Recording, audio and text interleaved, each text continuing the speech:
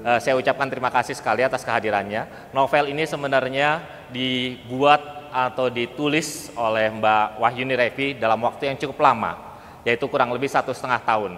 1,5 tahun ditemani dengan dibimbing oleh Uda Damhuri dan kemudian teman-teman yang lain. Kita riset bolak-balik ke Timur Leste, kurang lebih hampir 7 kali kita. Bumi Lorosai ini digagas dengan semangatnya adalah untuk rekonsiliasi Indonesia dan Timur Leste. Bagaimana kita melihat sejarah yang telah terjadi di masa lalu antara Indonesia dengan Timur Leste itu bisa kita tata ulang kembali. Di novel ini yang lebih seperti buku sejarah kalau saya bilang adalah yang difiksionalisasikan, kita akan mencoba menyelami sejarah Timur Leste dari jauh sebelum adanya integrasi dengan Indonesia, kemudian penjajahan Portugis dan sebagainya. Novel ini hadir untuk menjawab kebuntuan tersebut karena selama ini tidak ada satupun yang memberikan informasi mendalam terhadap apa yang terjadi sebenarnya di antara Indonesia dengan Timur Leste. Jadi kurang lebih acara launching novel ini menjadi sangat berharga. Mengapa diadakan di Malang?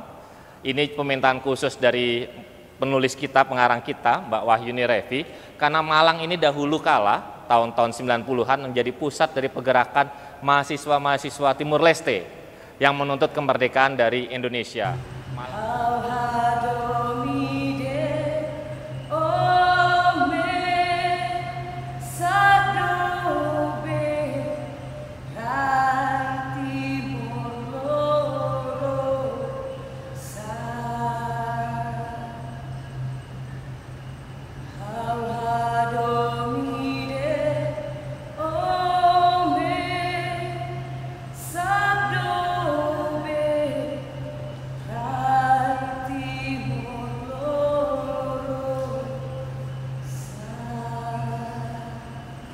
Jenazah ayah yang masih berlumur darah dipamerkan di tengah-tengah lapangan kantor kecamatan Ilioman, dan sekarang kau melakukan perlawanan dalam diam.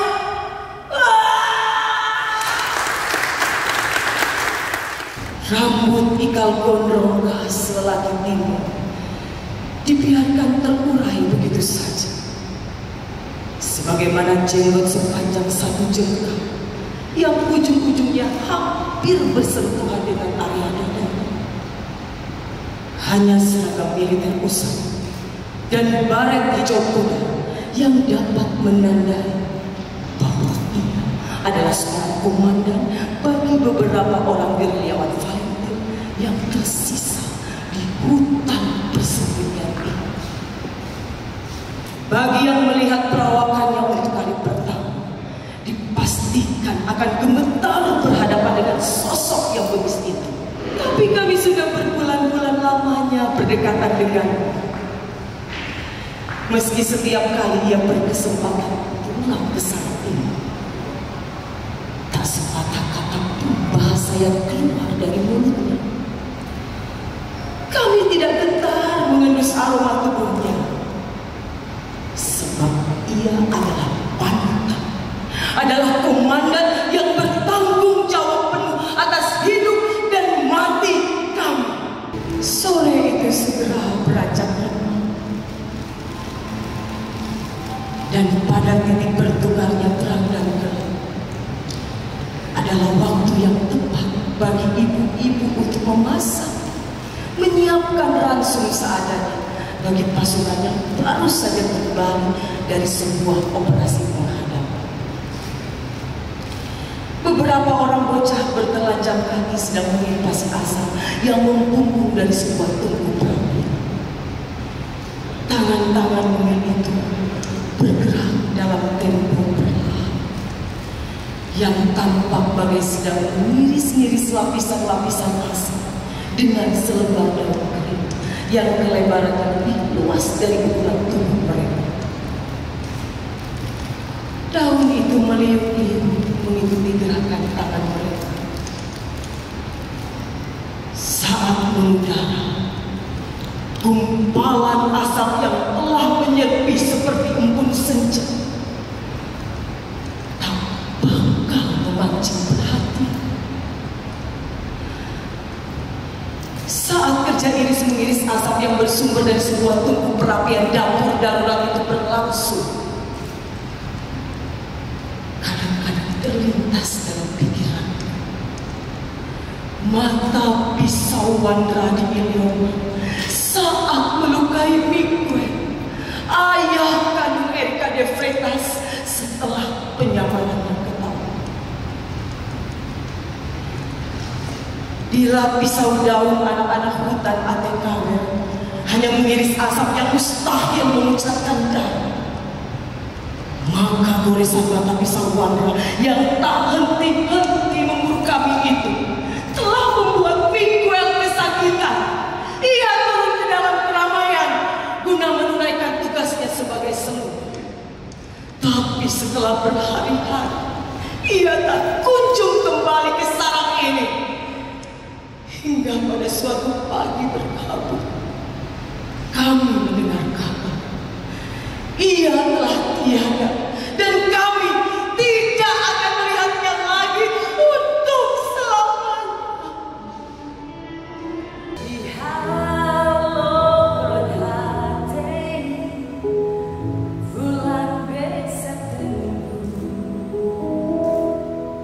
Untuk menurutnya sih memesan sekali ya, apalagi waktu pertama dari belakang tiba-tiba ada suara. Itu jujur saya merinding dengannya karena saking indahnya, ekspresinya juga dapat sekali. Jujur saya baru tahu ceritanya tentang yang apa yang disampaikan oleh Cici Upstage itu benar-benar sangat indah sekali, dan saya beneran sampai merinding banget sampai sekarang dan masih merinding mendengarnya. Indah sekali sih. Pada intinya kan kalau misalnya kita menikmati karya seperti ini kan bukan hanya dari apa sih bahasanya, dari kata-kata yang diucapin. Cuman tadi saya mungkin titik poin yang saya dapat itu dari pembawaan secara ekspresi dan lain sebagainya. Saya rasa ada satu pesan dalam yang kemudian itu bisa disampaikan dari apa yang kemudian tadi sudah disampaikan. Dari saya sih seperti itu aja sih. Salam satu jiwa. Salam satu jiwa. Jas merah. Jangan sekali-sekali melupakan sejarah. Ini tidak boleh tegang. Kalau membahas ceritanya Bu Revi ini, kita tidak boleh tegang. Yang lebih hebatnya lagi, beliau bisa mengemas dalam bentuk sastra yang luar biasa. Saya mohon izin tidak bisa berbicara masalah sastra karena memang saya bukan ahlinya.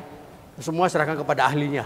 Jadi saya hanya mungkin dari sudut pandang sejarah Timur-Timur atau sekarang menjadi Timor Leste. Loro saya itu matahari terbit. Sepintas, sesaat kita ini sama-sama melupakan kelamnya masa lalu. Saling berhadapan satu dengan yang lain. Tapi dengan peristiwa 3 hari kemarin di sana seolah-olah itu tidak pernah terjadi peristiwa.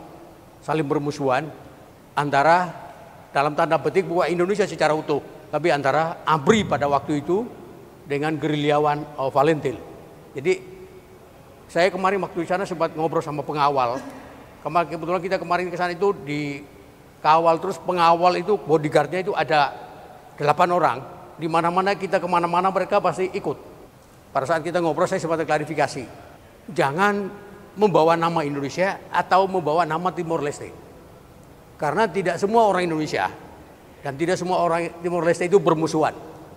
Hanya orang-orang tertentu, tokoh-tokoh tertentu yang memang syahwat politiknya ini kepingin menternak, memelihara sejarah masa kelam. 99% masyarakat Timor Leste dan masyarakat Indonesia ini tidak ada masalah sebenarnya. Indonesia itu bukan hanya Jawa, Sumatera, Kalimantan, Sulawesi, tapi ada Pulau Timur. Di mana Pulau Timur itu mulai dari Kupang sampai Tutuala. Ini Bu Reva udah pernah ke sana sampai Tutuala. Itu sebutannya adalah Timor. Artinya bahwa secara politik kita boleh berbeda, tapi sebagai saudara sebangsa, sesuku, kita ini adalah satu kesatuan. Ketika pertama kali disodori novel ini, saya sedikit mengerutkan kening. Karena membahas sejarah adalah membahas sesuatu yang menurut saya sakral gitu, dan sangat menantang. Saya ketika menulis jarang menulis sejarah karena bagi saya itu sangat sulit, risetnya butuh benar-benar yang luar biasa. Nah, Kak Wahyuni Revi di sini berhasil melakukan riset selama kurang lebih 1,5 tahun penulisannya sekalian, riset langsung nulis dan akhirnya jadi sebuah novel yang luar biasa. Di sini saya diminta sebagai praktisi, ya.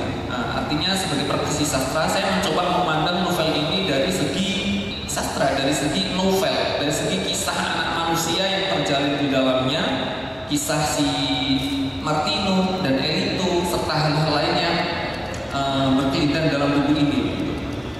Ketika mencoba memandang novel ini dari segi sejarah, dari segi konflik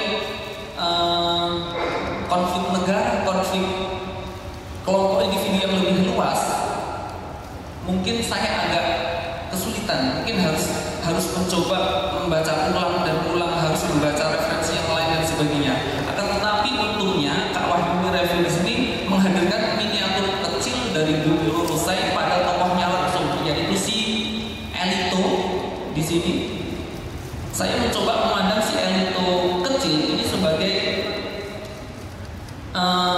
Bumi Lurusai yang lain, yang kemudian dia terpaksa ikut ayah angkatnya,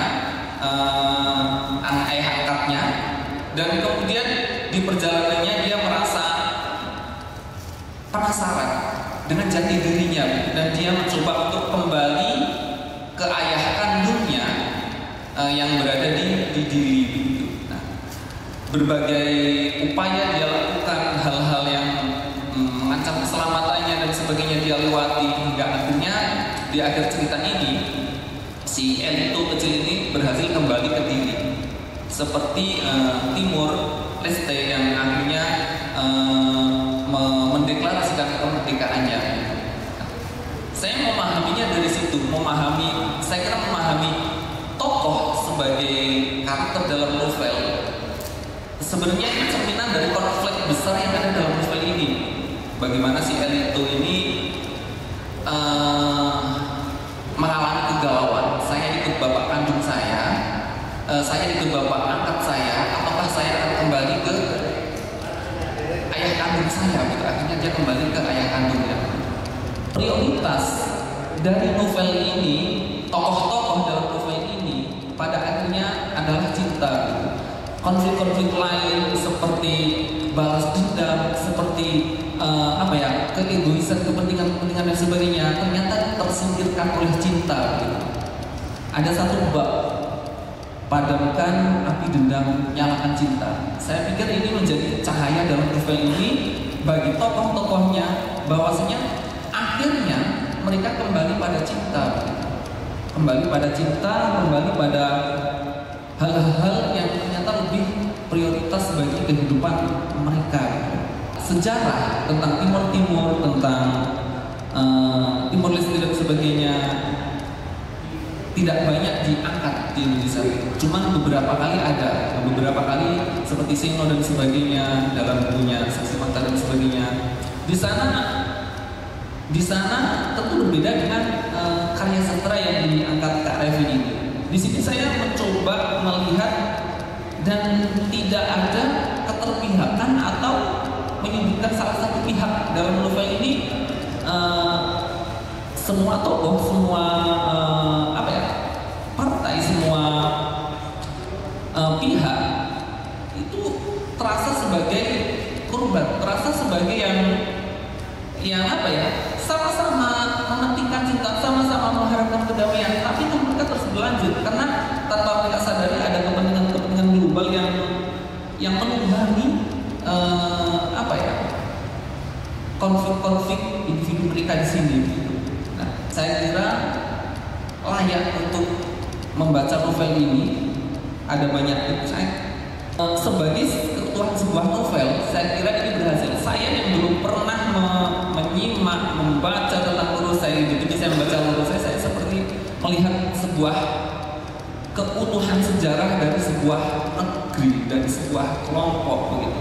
Nah, saya kira saya mendapatkan sesuatu yang baru, banyak sesuatu yang baru dari sini. Dan dari segi bahasa dan sebagainya, saya kira Kak Revi cukup mumpuni ya untuk menyampaikan sesuatu yang ilmiah, akan tetapi mencoba dikemas sebagai cerita. Beberapa kata, diksi yang digunakan, saya pikir sangat kreatif.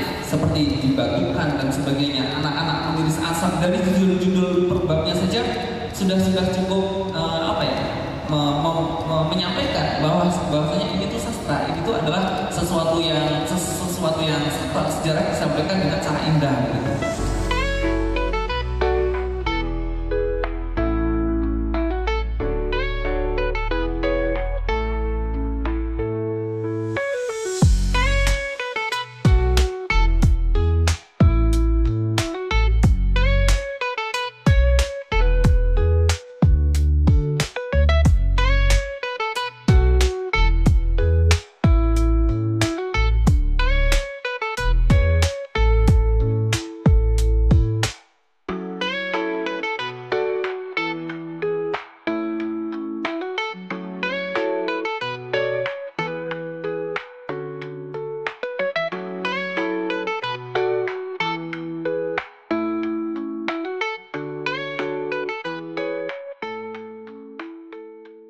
Awal perjalanan saya, kalau ingin saya sampaikan kepada teman-teman di sini, adalah untuk riset film persahabatan Indonesia dan Timor Leste. Kenapa Timor Leste? Kenapa masih itu saja?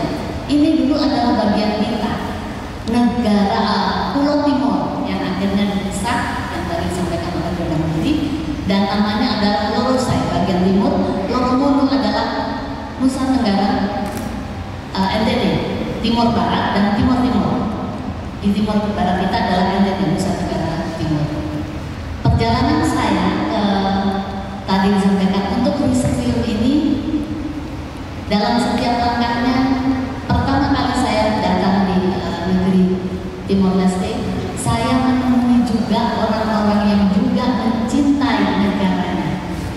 Ada rasa nasionalisme yang sama, dan rasa nasionalisme itu kalau menurut besar saya, Bung Karno bilang ya, nasionalisme itu di atasnya adalah humanity, kemanusiaan. Dari perjalanan itulah sentuhan kemanusiaan dan membuat saya akhirnya memutuskan keberanian saya untuk mencatatkan atau mendokumentasikan perjalanan saya ke Timor Leste itu dalam sebuah kisah. Banyak yang bilang bahwa ini reportase, ini adalah sejarah, karena memang iya, kita berangkat dari riset, sejarah, literasi, dan juga faktual kita datang ke Timor Leste di 13 titik tersebut. Banyak hal yang kita tangkap, yang kita ingin ungkapkan juga ke dunia luar, bahwa stigma itu tidak selamanya benar. Di kita sendiri, kita mengatakan integrasi untuk Timur Timur, tapi orang-orang Timur sana ini invasi. Diksi integrasi dan invasi inilah yang coba bukan saya kaburkan, tapi saya sajikan dalam bentuk novel, dalam bentuk narasi untuk semua memahami sejarah. Sama-sama kita menjadi negara bekas jajahan. Kita dijajah Belanda, Timur Portugal dijajah oleh Portugal, lalu kita menjadi penjajah. Lalu saya akan jawab kenapa covernya adalah tidak mencerminkan apa tadi ya? Bumi Lorosai. Ya, Bumi Lorosai itu artinya matahari terbit, dan memang ikonnya Timor Leste itu adalah Kristus Rey, patung Kristus Raja yang dibangun oleh pemerintah Indonesia zaman Pak Harto dulu, 27 meter ya tingginya, karena menjadi provinsi ke-27 saat itu, dan menjadi yang tertinggi kedua di dunia setelah liberasi. Saya sengaja tidak mengambil ikon Timor Leste-nya yang Kristus Rey itu. Saya mengambilnya adalah ini patung Bunda Maria di pegunungan tertinggi di Timor sana, di pegunungan Ramelong. Kenapa saya mengambil settingnya adalah covernya adalah Bunda Maria? Ada beberapa yang ditawarkan waktu itu kepada saya, ada sketsa tentang perang dan sebagainya, tapi saya memilih ini karena apa? Karena pesan yang ingin saya sampaikan melalui novel ini adalah cinta tentang kemanusiaan, cinta tentang tanah airnya dan sebagainya. Di bawahnya ada persengketaan ataupun perangan yang terjadi. Ini yang mendasari saya. Kenapa saya akhirnya memilih cover ini? Dan bumi itu kan identik dengan perempuan. Dan Bunda Maria, semua tahu, sedunia tahu adalah pesannya adalah pesan cinta. Itu yang ingin saya sampaikan di video ini.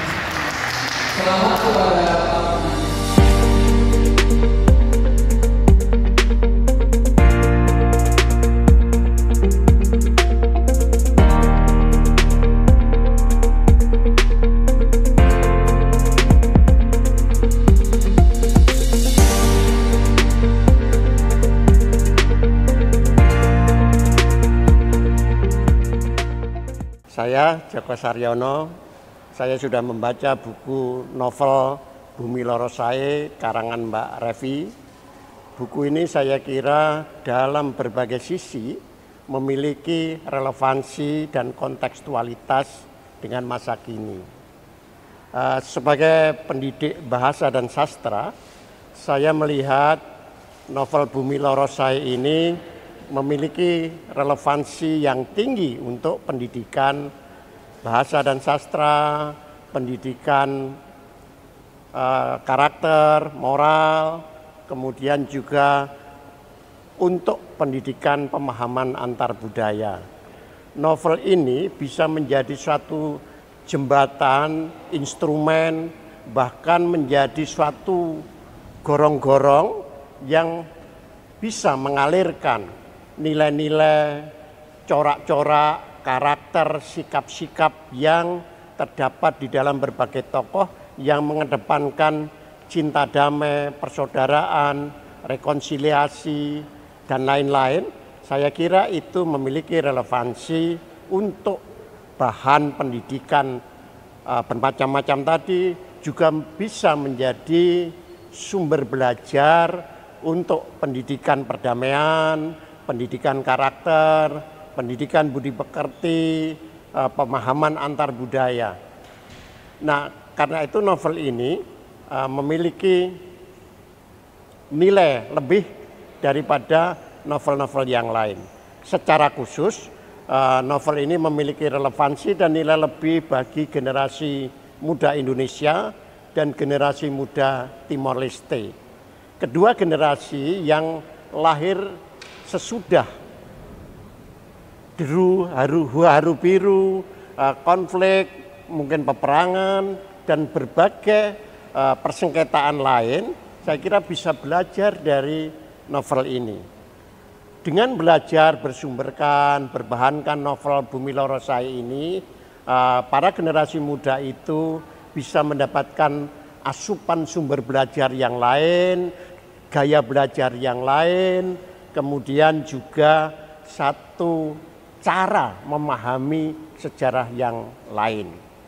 Nah, buku ini, novel Bumi Loro Sae ini, saya kira ditulis dengan kecermatan historis yang baik, kemudian dengan data-data yang melimpah, kemudian kompleksitas yang harus diakui multidimensional. Saya kira itu lebih dari cukup untuk membaca bagaimana sejarah telah dituliskan. Buku ini bisa menjadi penyanding, bukan pembanding, penyanding bagi sejarah resmi Indonesia dan Timor Leste. Setiap sejarah resmi itu tentu saja harus dipelajari. Tetapi generasi-generasi baru saya kira penting untuk mencari sumber-sumber belajar, bahan-bahan belajar dari selain sumber sejarah resmi. Nah, selain sumber sejarah resmi itu saya kira bisa bertolak dari karya sastra.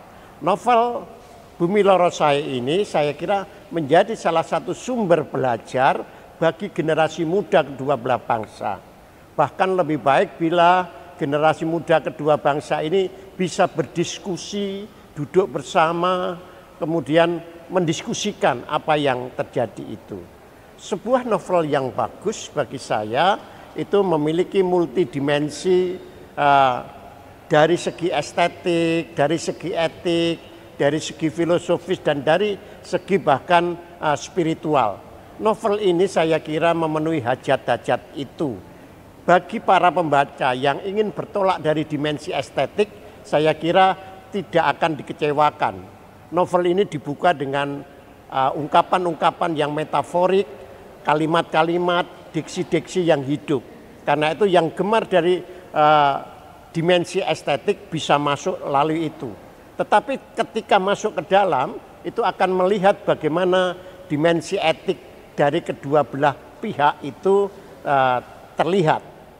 Nah, kemudian terus berlanjut.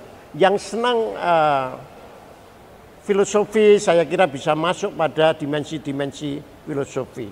Nah, novel ini juga memberikan suatu keterbukaan, inklusivitas, suatu kebebasan bagi para pembacanya untuk menafsir, memaknai, dan menikmati mana yang paling cocok bagi dia. Oleh karena itu, novel Bumi Loro Sae ini tetap memiliki relevansi pada masa kini yang telah berubah itu. Para pembaca yang lahir sesudah kemerdekaan Timor Leste, saya kira mendapatkan berkah, mendapatkan asupan yang sehat dari novel ini. Mengapa?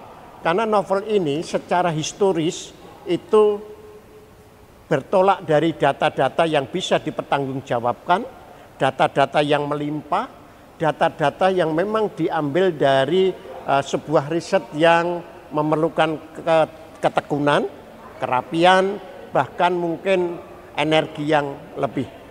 Nah, oleh karena itulah novel ini salah satu novel sejarah Timor Leste dan Indonesia yang harus bisa memberikan suatu kesadaran, memberikan suatu pemahaman kritis, memberikan suatu ketergugahan bagi generasi muda. Semoga novel ini bisa dibaca oleh generasi muda Indonesia dan Timor Leste.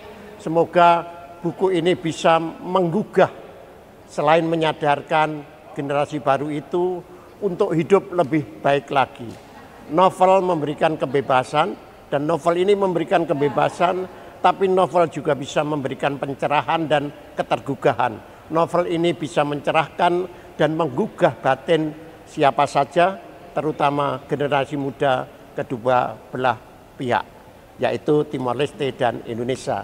Selamat atas terbitnya novel Bumi Loro Sae. Semoga ini dibaca oleh generasi muda Indonesia dan Timor Leste selain pembaca-pembaca yang lain. Selamat.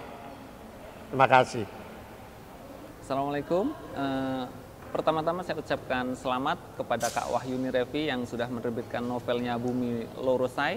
Novel ini mencoba memaparkan sejarah dengan sudut pandang berbeda tanpa keterpihakan tertentu atas pro kemerdekaan atau pro integrasi.